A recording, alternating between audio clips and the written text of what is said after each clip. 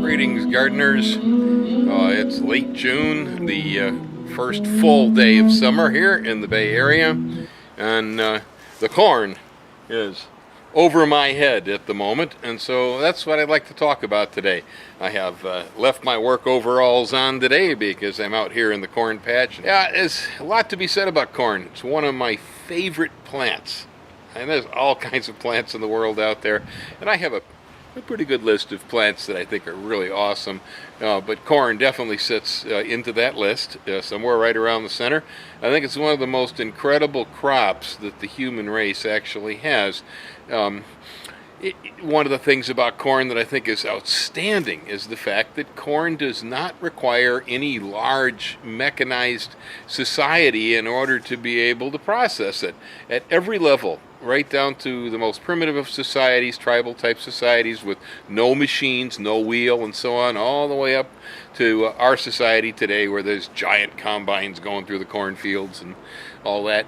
At any stage of development, corn works for us. That's a lot to be said for one single plant that can adapt to so many different technological levels. It's one of the few cereal grains that I know of that a person can go grow it using only hand tools, harvest the grain with your hand by breaking the ears off, hanging them up, let them dry someplace, and then shuck them out by hand. And there are some nice iron rings, for instance, that are sold that will take the seed off of the cob. There also, though, I've seen people use screwdrivers and table knives and all sorts of tools. A stick works to remove. I think some of the native tribes used to push a stick in the earth and then take the cob and go like this against the stick to knock the grain off. And so, whatever level of technology, you can process this stuff. You don't even have to have a grinder to make grain out of this. The Mexican natives, where corn really originates, Mexicans used wood ash and water to be able to process corn. We call that hominy. Okay, and so you just take the corn kernels, you put them in water, you add a certain amount of wood ash to it, let it soak, they swell up, the outer husk comes off of the kernel, leaving only the soft, starchy portion in the center that we grind up to make hominy out of. If you live down in Dixie, then you use this for hominy grits. If you live anywhere else, that's what we use to make a tamale or a tortilla. And so you don't even have to have a grinding stone to be able to do this, because when you make hominy, it's soft. You can smash it with the simplest tool. Otherwise, you can grind it as a grain if you have a small grinder, and even a hand crank one will do. Small electric grinder grinds corn in the kitchen to make cornbread and corn pone and all kinds of different things that you can make with corn. You can bread fish in cornmeal, and fry it. It's got a lot of applications here. There's popcorn. Popcorn is one of the forms of hard corn that we all know. What's a movie without popcorn, right? You raise that right in the home garden. Simple thing, no problem raising popcorn. It's usually quite amazing the first time people do raise popcorn themselves.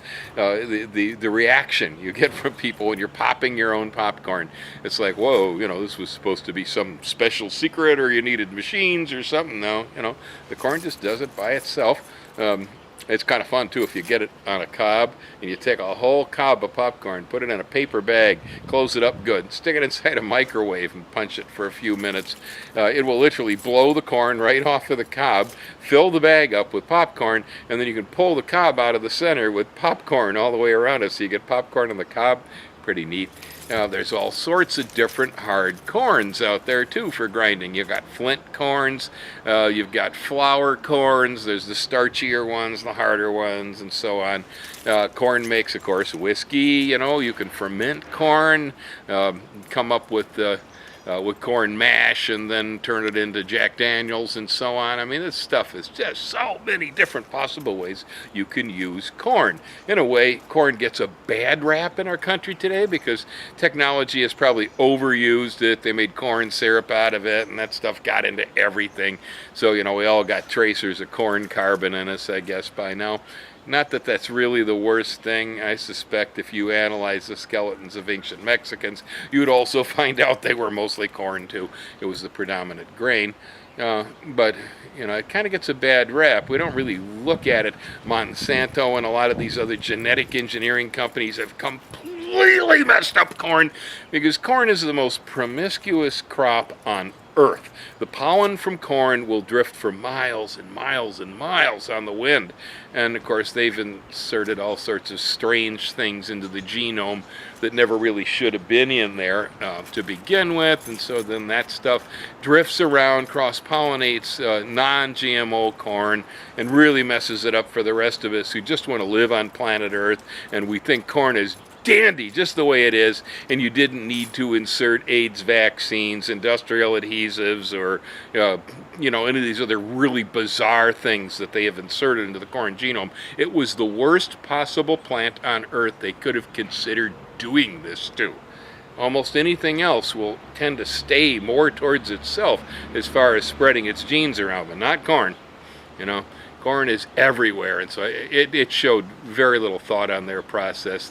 It's a nutty thing, and I wouldn't even worry about the health impacts of genetic engineering on the food. I'd really more worry about them potentially having destroyed what was one of the finest agricultural crops on earth by contaminating it with a material that never should have been in its genome to begin with. I keep hoping one of these days, one of those experimental crops over in Iowa where they put materials in the genome that will create industrial adhesives, that it will get into the wrong elevator, somebody will feed it to a whole pig farm, and you'll end up with a whole farm full of pigs that all glow green in the dark and are glued shut from one end to the other. And so maybe people will start to realize this is not a good idea.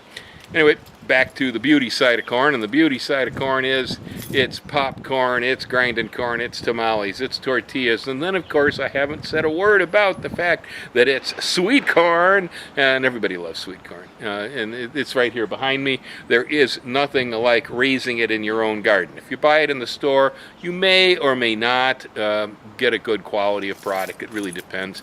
But if you raise it at home, you use the right seed and you raise it right, it's incredible. Those of us who raise our own corn at home, we know you get the pot boiling before you even pick this stuff, you know, and oh God, there's just nothing like it.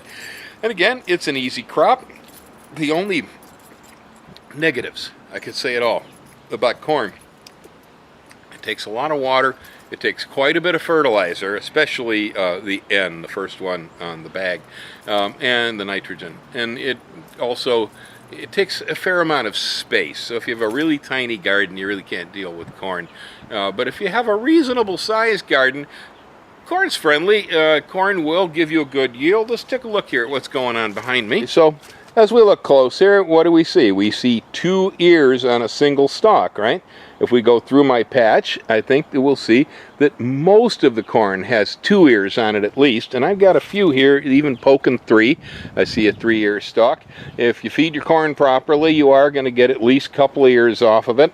If you're raising the type of corn that they use for chow mein, the baby corn, the Asian baby corn, that's Japanese hull-less popcorn to begin with, and so if you leave baby corn to go to seed, you end up with popcorn, which is pretty cool. But as you're picking it, baby corn is the only form of the plant where if you bust off an ear to use it in your chow mein, it will produce another one in the same spot. They'll do that 2-3 times. Most corn varieties will not do that. You pick the ear, it's over. But when you're growing baby corn, it's possible to get a couple, 2-3 harvests of the baby corn, then let things go to popcorn at the end of the year. It's a pretty cool crop. I like it a lot. It's a lot of fun. Corn doesn't have a whole lot of pests or diseases. You can get an earworm in it. That's possible. There are some rootworms. You get some corn smuts and a few things. But in general, it's pretty easy crop to grow. I love it because it's so big. It's gigantic. I'm down here. I'm a little bitty boy. This is my hand. I'm reaching as high as I can into the stalk, and still I haven't reached the top of the tassel. Over here, you see, I got a bean vine, right?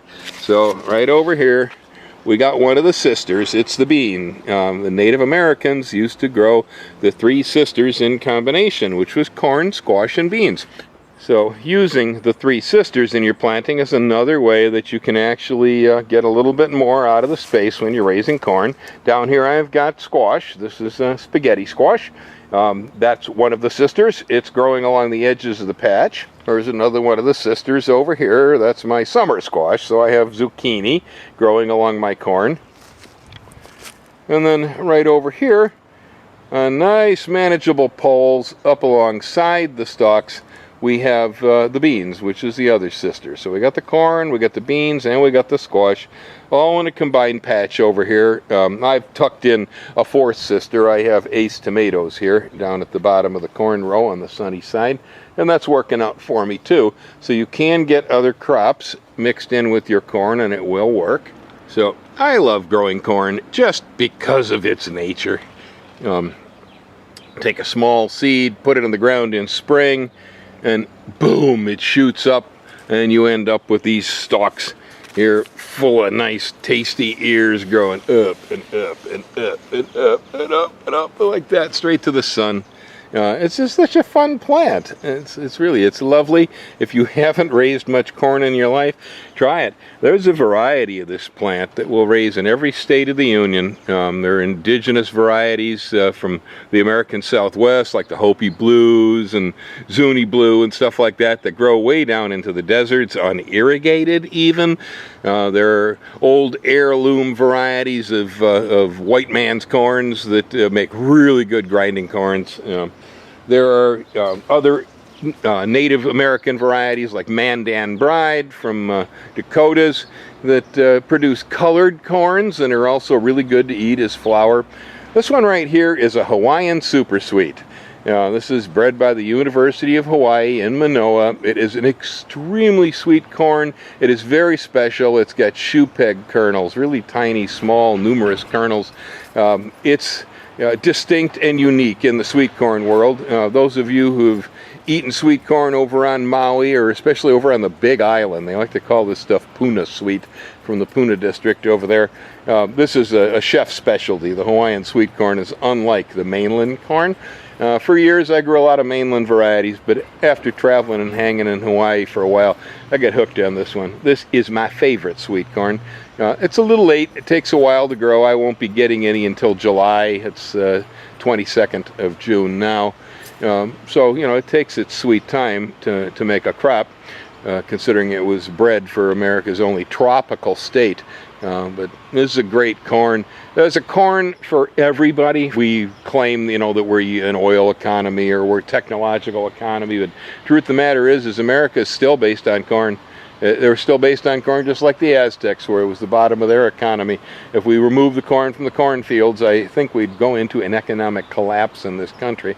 Corn is still an extremely important part of our economy. It has some mystery about it. I'll still be sitting around wondering why it is that when Elvis passed away, that Willie Nelson claims that Elvis's last words were corn with a question mark. We don't really know what that means. I find it absolutely hysterical and absurd. You can use your own imagination. Willie, he smokes a lot of pot, and so it's real possible you got to get stoned to understand what that joke is. But, you know, like I say, corn. Rest in peace, Elvis.